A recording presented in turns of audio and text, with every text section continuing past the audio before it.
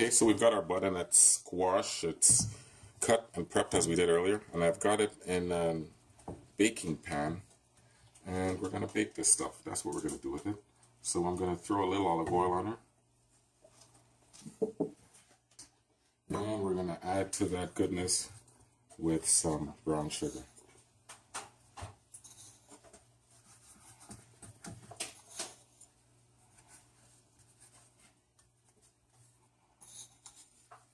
And this was 2 tablespoons of brown sugar, so I would say about a tablespoon per half. And this is all going to roast up lovely. Okay, so we have all of our stuff already prepped. We've got our cabbage that I found earlier in the fridge, or I was out of the fridge. And sweet peppers, the bell pepper, that green onion, we've got it diced. Those bags of peppers, the pimentos, I found them and I cut 2 of them up. It's not a hot pepper. It gives the scent of it and the look of it, but it's not scary. It's all good stuff. End of our some thyme, and I've chopped up the garlic and some ginger, and I managed to find some red pepper, which is what we need because you notice there's a color missing. It's all about color. That's going to invite the food to the eyes, so we needed something red. So I've got some red bell pepper. I'm at the end of chopping her up, and let's get this baby sauteed. Alright folks, we've been doing good. We've made it through 2 legs of the journey. We've taken care of our roasted pork that we're going to put into the oven. We seared it in the pan, and we're going to have it covered over and put it into the oven for 350. Next, we went to our butternut squash. We had that all prepped. We put some brown sugar, salt, and pepper. And my aunt has a little special something that she's put onto it. I'll fill you guys in that later on. That's going to go into the oven.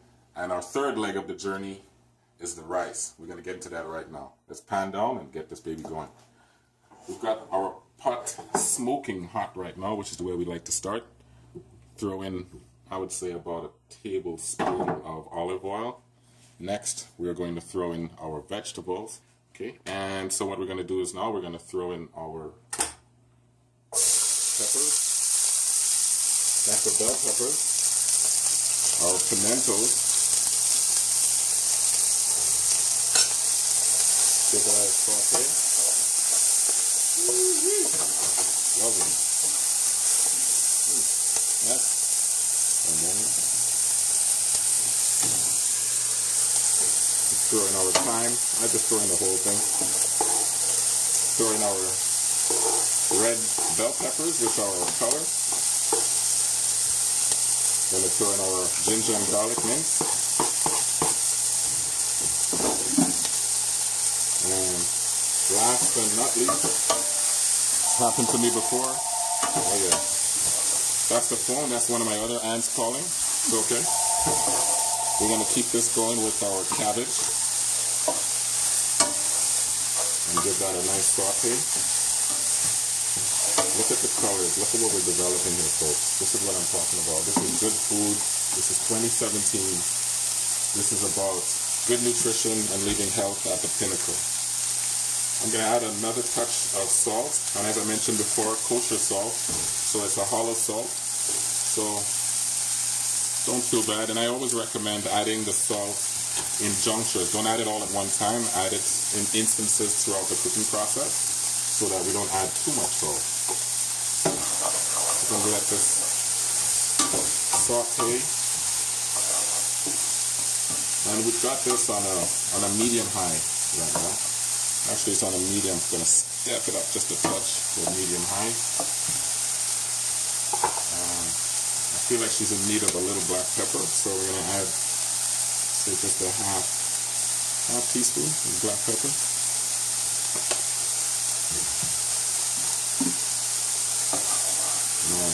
And we don't need to go too far with this because it's going to go in the oven. But what we're doing is we're building flavor. The sauteing process is going to change the way things are done because when we add the liquid to it, it becomes a boiling process. So if you got a couple of processes over some vegetables, then you're going to increase the flavor profile overall. Our next step is to add our rice. And this is a parboiled rice.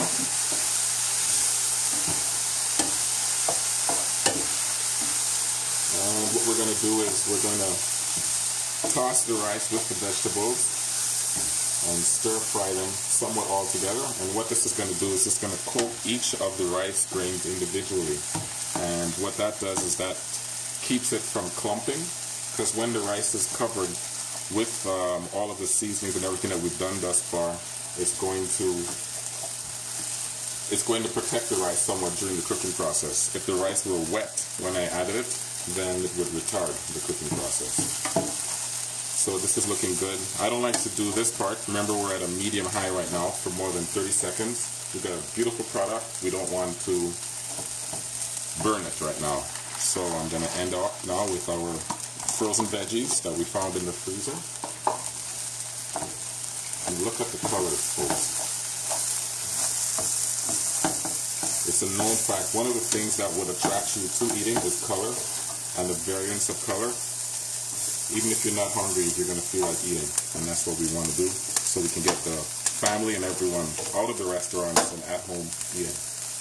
Okay, folks, so we're doing good. We've pretty much toasted the rice. This part of the process has been 30 seconds or so. We don't want it to go too long. I'm going to add our chicken broth. And I'm going to turn that fire off. And we're going to cover this baby over and we'll be good to go. Okay, folks, and earlier on I talked about adding some cornstarch. So I'm going to add some cornstarch to our mixture, our sauce for our roasted pork. And we talked about just the end of the seasoning. That's going to add some of the flavor from some of that seasoning that I'm going to still bribe my aunt to get to you.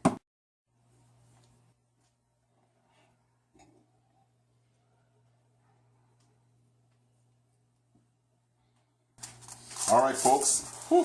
So we're in the last leg of our journey. Pan on down. We've got our rice that's good to go into the oven. We've got our butternut squash. The little tip my aunt threw on us was to throw a little herbed butter into there.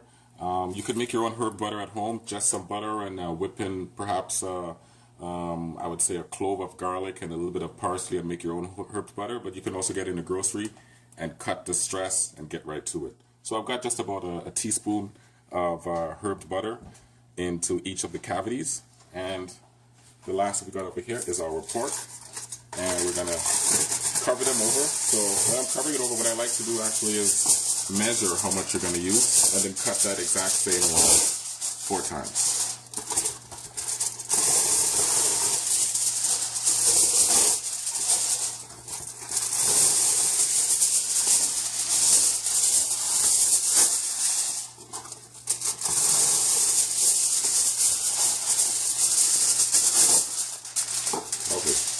So we're going to start with our rice. And what we always do is always shiny side down.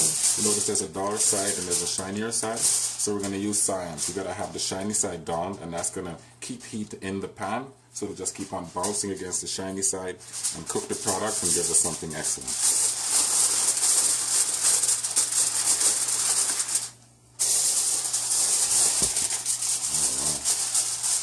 There's that baby. And the pork, we're going to have to do an X. So that's what we did 2 of them. And I'm going to cover these down and we're going to get them into that oven at 350. What I would recommend, you've got 2 racks in the oven. Put the, this would be it, put the butternut squash on the top so that could get a good roasting. And the rice and our pork doesn't need any roasting, it only needs cooking. So that can stay on the lower rack. And that's Mark's tip. All right. Okay, folks, this is the real world, and things happen in the real world. So what happens is actually our pan for our pork is a bit too much for the oven, but that's no worries. That may happen also in your kitchen. So I'll show you how we're going to resolve it. Get a smaller pot. We're going to use science again. So we can just layer them in to another pot that can fit into your oven. Fingers, so I can take any heat, no problem. Alright, so we're good to go now. We've got everything transferred into a pot that can work. So we're going to put our roast pork on the bottom, and we're going to put our rice also on the bottom. And sorry, just catch this in here. One good point also is that you want to ensure that you've got a sealed pot so that there's no air that's leaving, that's escaping. Because that's what's going to give you a good product. Gently put her in, and so, and we're going to put this baby on the top so she can feel the wrath of the upper burner. Here we go. Let's for the unveiling. That's one. And unveiling number two.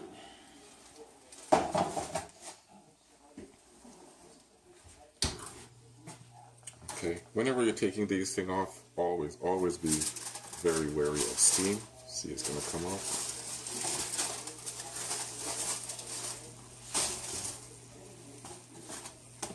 Okay folks, we're all done. Got everything out of the oven, starting with that rice. Let's have a quick look at it. All finished. Wow, looking good. I'm gonna hold on to one right here. And just give it a good forking. Use a fork. Let's give it some. A little bit of stirring. Not letting the fork hit the bottom of the pan.